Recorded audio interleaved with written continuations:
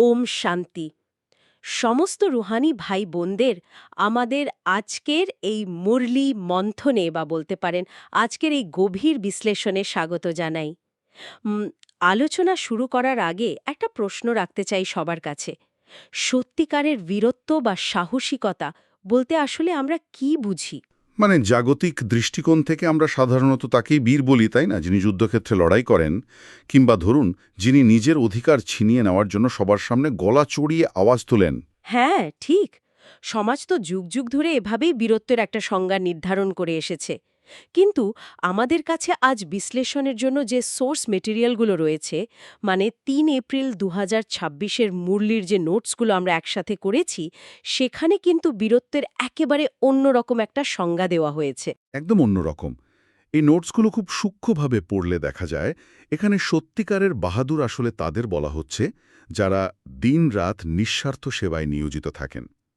আর সবচেয়ে বড় কথা হলো, কেউ খুব খারাপ ব্যবহার করছে বা অপমান করছে, তখন তার মুখের ওপর কোনো স্বয়ংক্রিয় রিয়াকশন না দেখিয়ে উল্টে তাকে হাসি মুখে আশীর্বাদ করার যে মানসিক স্থিতি, তাকেই এখানে আসল বীরত্ব বলা হচ্ছে। মানে এটা তো ভীষণ কঠিন, তাই না? কেউ গালি দিল আর আমি তাকে আশীর্বাদ করছি। হ্যাঁ, আর এটাই তো আসল পরীক্ষা। এই যে নিজের ভেতরের অহংকারকে দমিয়ে রাখার ক্ষমতা, তাকেই এখানে বাহাদুর বলা হচ্ছে।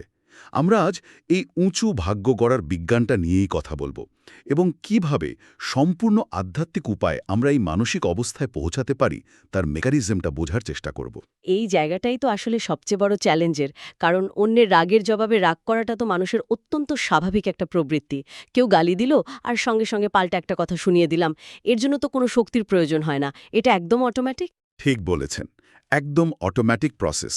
কিন্তু ঠিক সেই মুহূর্তে নিজের অহংকারকে সম্পূর্ণরূপে নিয়ন্ত্রণ করে সামনের জনের প্রতি দয়ার্দ্র হওয়া বা রহমদিল হওয়া, সেটা অনেক বড় শক্তির পরিচায়ক। আর এই উঁচু ভাগ্য বা তাকদীর গড়ার মূল ভিত্তি হিসেবেই এই নোটসে স্মরণের যাত্রা বা কন্টিনিউয়াস রিমেম্বারেন্সের কথা বলা হয়েছে। আচ্ছা, কিন্তু আমাদের বাস্তব জীবন তো ভীষণ ব্যস্ত। ধরুন কেউ ল্যাপটপে অফিসের কাজ করছে বা সংসারে সারাদিন বাচ্চাদের সামলাচ্ছে। এই নানা ঝামেলার মাঝে কিভাবে সারাক্ষণ এই স্মরণ বা যোগ যুক্ত থাকা সম্ভব? আসলে এই নিরন্তর স্মরণের অবস্থাটা কোনো শারীরিক ক্রিয়া নয়, এটি সম্পূর্ণ একটা মানসিক অ্যালাইনমেন্ট বা ফোকাসের বিষয়।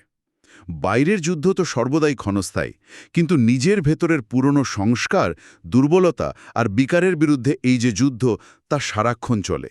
এই কারণেই স্মরণের যাত্রাকে এত গুরুত্ব দেওয়া হয়েছে। হুম, বিষয়টা বোঝার জন্য আমরা একটা চমৎকার উপমা ব্যবহার করতে পারি। মানে এটাকে একটা ব্যাকগ্রাউন্ড মিউজিকের মতো ভাবা যেতে পারে।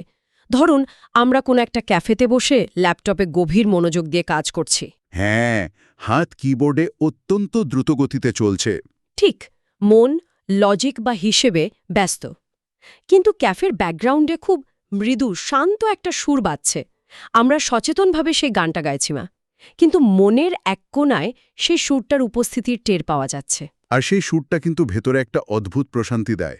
ঠিক তেমনি হাত হয়তো সংসারের বা অফিসের কাজ করছে, কিন্তু মনের এক গোপন কোণায় সারাক্ষণ একটা সুর বাজছে যে আমরা এক রুহানি যাত্রী, আমাদের আসল বাড়ি পরমধাম। বাহ, এই উপমাটা সত্যি খুব প্রাসঙ্গিক। আর এই প্রসঙ্গে সোর্স মেটেরিয়ালের উল্লেখিত একটি বিশেষ গানের কথাও আসে। গানটি হলো ভাগ্য জাগিয়ে এসেছি।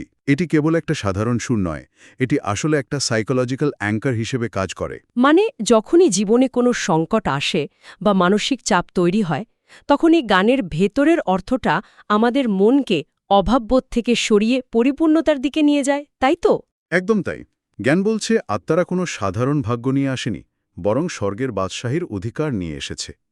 দুনিয়ার মানুষ যেখানে ক্ষণস্থায়ী সম্পদের জন্য হাহাকার করছে, সেখানে এই অবিরাম স্মরণ একজন মানুষকে এই বিশাল উত্তরাধিকারের কথা মনে করিয়ে দেয়।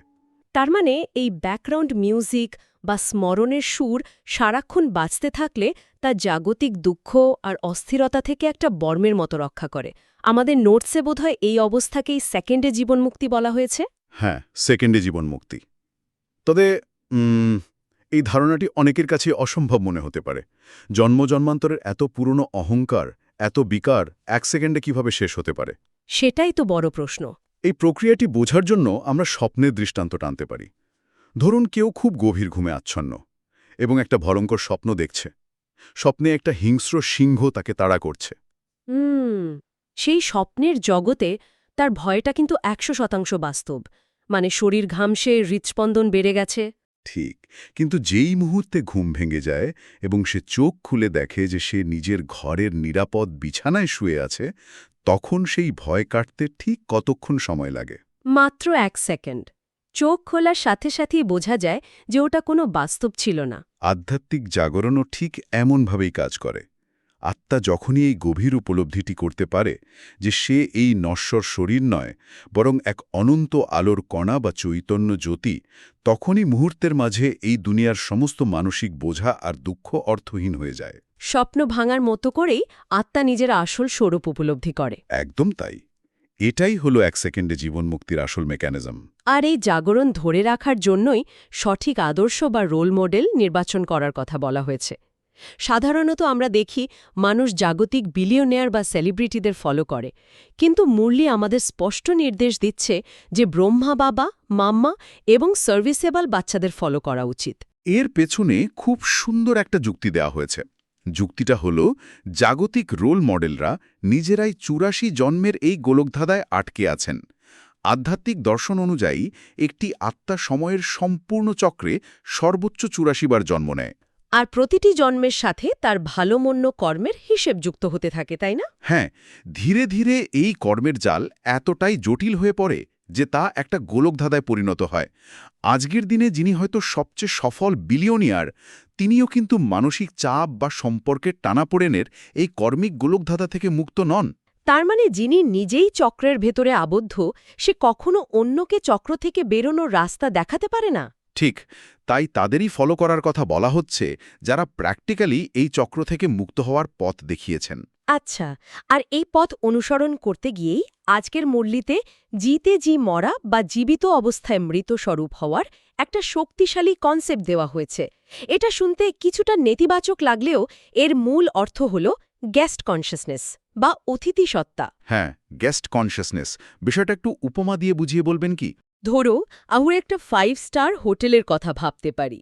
যখন আমরা খুব সুন্দর একটা হোটেলে ছুটি কাটাতে যাই, সেখানে নরম বিছানা বা রাজকীয় আসবাবপত্র ব্যবহার করি, কিন্তু আমরা কেউ ওই বিছানা নিজের বাড়ি নিয়ে আসার কথা ভাবি না। কারণ আমরা খুব ভালোভাবেই জানি যে ওগুলো আমাদের নয়, আমরা সেখানে অতিথি মাত্র।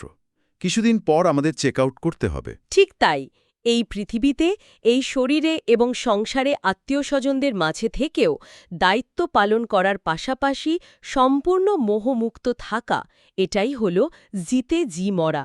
চেক আউটের সময় এগিয়ে আসছে। এই প্রস্তুতি থাকলে তো কিছু হারানোর ভয় থাকে না। আর এই মোহমুক্ত সেবার মাধ্যমেই কিন্তু ভবিষ্যতের সর্বোচ্চ পদমর্যাদা নিশ্চিত হয়। এই প্রসঙ্গেই মুরলিতে শ্রীকৃষ্ণের উদাহরণটি এসেছে।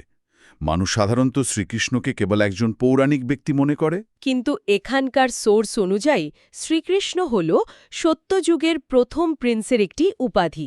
যিনি প্রথম নম্বরে থাকেন, তারই সবচেয়ে বেশি পূজা হয়। আর এই মহারাজার ঘরে কারা জন্ম নেবে? যারা এই বর্তমান সময়ে দাঁড়িয়ে মোহমুক্ত হয়ে অতিথি ভেবে সর্বোত্তম সেবা প্রদান করবে। কিন্তু এই জায়গাতেই আমার একটা বড় খটকা আছে। কী রকম খটকা? যদি আমরা সত্যি এই দুনিয়ার হোটেলে শুধু অতিথিই হই, তবে এই হোটেল, অর্থাৎ আমাদের শরীর, যখন রোগাক্রান্ত হয়ে ভেঙে পড়ে বা প্রচণ্ড ব্যথায় কষ্ট পায়, তখন একজন যোগী আত্মার করণীয় কি? এটা খুব বাস্তব আর গুরুত্বপূর্ণ একটা প্রশ্ন। হ্যাঁ, কারণ আমাদের সোর্স মেটেরিয়ালে একটা অদ্ভুত কথা বলা হয়েছে। সাধারণত যখন কেউ খুব যন্ত্রণায় বিছানায় পড়ে থাকে, তখন মানুষ প্রার্থনা করে যেন তার মৃত্যু হয় এবং সে কষ্ট থেকে মুক্তি পায়। কিন্তু মুরলি বলছে, একজন পাকা যোগীর ক্ষেত্রে দ্রুত মৃত্যু বা শরীর ত্যাগ করা ভালো নয়। হ্যাঁ, এটা শুনতে বেশ অবাক লাগে। একদমই। প্র্যাকটিক্যালি চিন্তা করলে যখন শরীর ব্যথায় চিৎকার করছে, তখন কারো পক্ষে শুধু শান্ত হয়ে বসে থাকা কিভাবে সম্ভব? আর কেনই বা দ্রুত শরীর ছাড়া উচিত নয়? বাহ্যিক দৃষ্টিকোণ থেকে মনে হয় মৃত্যুতেই সব কষ্টের অবসান, কিন্তু আধ্যাত্মিক বিধানে এর একটা সম্পূর্ণ ভিন্ন ব্যাখ্যা রয়েছে। এই প্রক্রিয়াটিকে আমরা স্পিরিচুয়াল এয়ার পিউরিফায়ার বা আত্মিক বায়ু পরিশোধকের ধারণার সাথে মেলাতে পারি। স্পিরিচুয়াল এয়ার পিউরিফায়ার মানে ওই যন্ত্রটার মতো যা ঘরের বাতাস পরিষ্কার করে? একদম তাই। একটা সাধারণ এয়ার পিউরিফায়ারের কাজ হল ঘরের দূষিত ও অস্বাস্থ্যকর বাতাস নিজের ভেতরে টেনে নেওয়া এবং ফিল্টারের মাধ্যমে তা পরিষ্কার করে বিশুদ্ধ বাতাস পরিবেশে ছড়িয়ে দেওয়া। তার মানে একজন যোগী আত্মা তার নিজের যন্ত্রণার সময় এই ফিল্টারের কাজটা করে? হ্যাঁ, একজন সত্যিকারের যোগী তার শারীরিক যন্ত্রণাকে আত্মিক অবস্থা থেকে সম্পূর্ণ আলাদা করতে পারেন। শরীরের যে ব্যথা তা হল পূর্বের কোনো নেতিবাচক কর্মের হিসাব নিকাশ যা শরীর ভোগ করছে, কিন্তু মন বা আত্মা সেখানে যোগবলে স্থির থাকে। আচ্ছা, মানে মন যন্ত্রণার সাথে জড়িয়ে পড়ে না? ঠিক, আর সেই চরম অসুস্থ অবস্থাতেও ওই যোগী আত্মা নিজের শারীরিক কষ্টের মাঝেই পরিবেশে প্রবল শান্তির প্রকম্পন বা ভাইব্রেশন ছড়িয়ে দেন।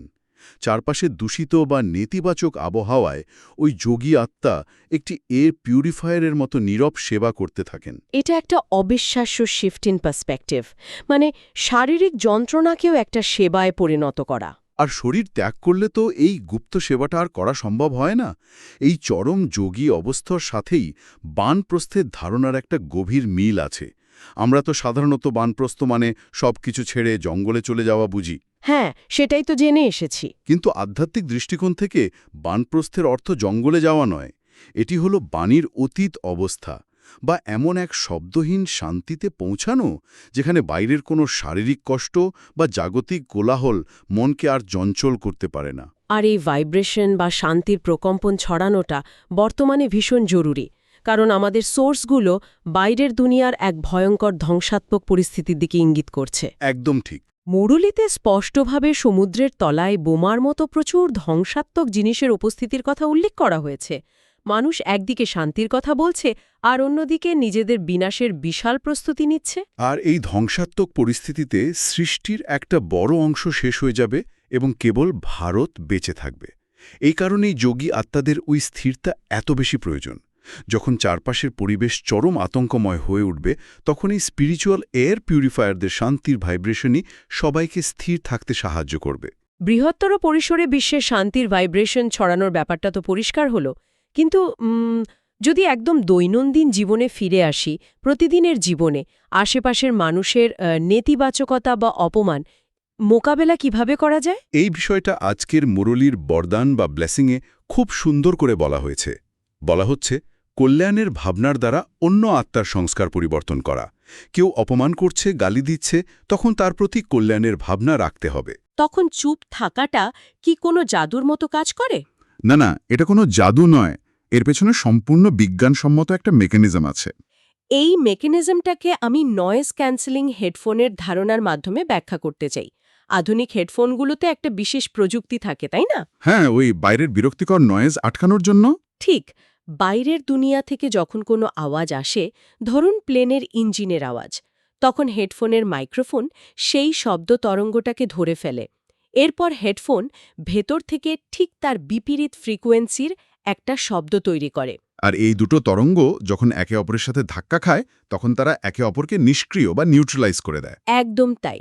ফলে কানে একেবারে পিন ড্রপ সাইলেন্স অনুভব করা যায়। আধ্যাত্মিক ক্ষেত্রেও কিন্তু ঠিক এই ফ্রিকোয়েন্সি বা তরঙ্গের বিজ্ঞানই কাজ করে।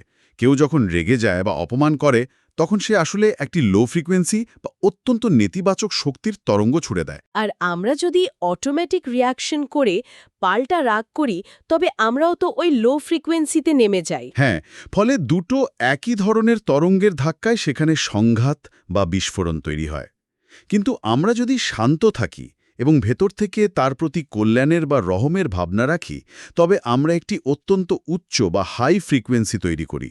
আর এই হাই ফ্রিকোয়েন্সি সামনের মানুষটার রাগের তরঙ্গকে নিষ্ক্রিয় করে দেয়, তাই তো? ঠিক তাই। এই উচ্চ শক্তির তরঙ্গটি সামনের মানুষটির নেতিবাচকতাকে ধীরে ধীরে নিউট্রালাইজ করে দেয়। এটাই হলো স্পিরিচুয়াল নয়েজ ক্যান্সেলেশন। বাহ, খুব সুন্দর ব্যাখ্যা। তবে এই স্পিরিচুয়াল নয়েজ ক্যান্সেলেশন কাজ করার জন্য একটা বড় শর্ত আছে, আর তা হলো ধৈর্য। আজকের মূল্যতে বলা হয়েছে, এতে অধৈর্য হলে চলবে না। কারণ আধ্যাত্মিক নিয়ম বা ড্রামাতে এটি পূর্ব নির্ধারিত আছে যে শুদ্ধ ভাবনার ফল অবশ্যই পাওয়া যাবে। মানে যদি আমরা হাই ফ্রিকোয়েন্সি ধরে রাখতে পারি, তবে শক্তির সূত্র অনুযায়ী সামনের মানুষের সংস্কার পরিবর্তন হতে বাধ্য। হ্যাঁ, আজকের স্লোগানটিও এই কথারই প্রতিফলন। পবিত্রতার শক্তি দিয়ে নিজের সংকল্পকে শুদ্ধ ও জ্ঞানস্বরূপ করতে হবে। চিন্তার এই পবিত্রতাই কিন্তু সেই হাই ফ্রিকোয়েন্সি তৈরি করে। তাহলে আজকের এই সোর্স মেটেরিয়াল থেকে আমরা যা যা বিশ্লেষণ করলাম তার সারমর্ম দাঁড়ায় সত্যিকারের বীরত্বও কোনো বাইরের লড়াই নয়, বরং নিজের ভেতরের অটোমেটিক রিয়াকশনগুলোকে কন্ট্রোল করা।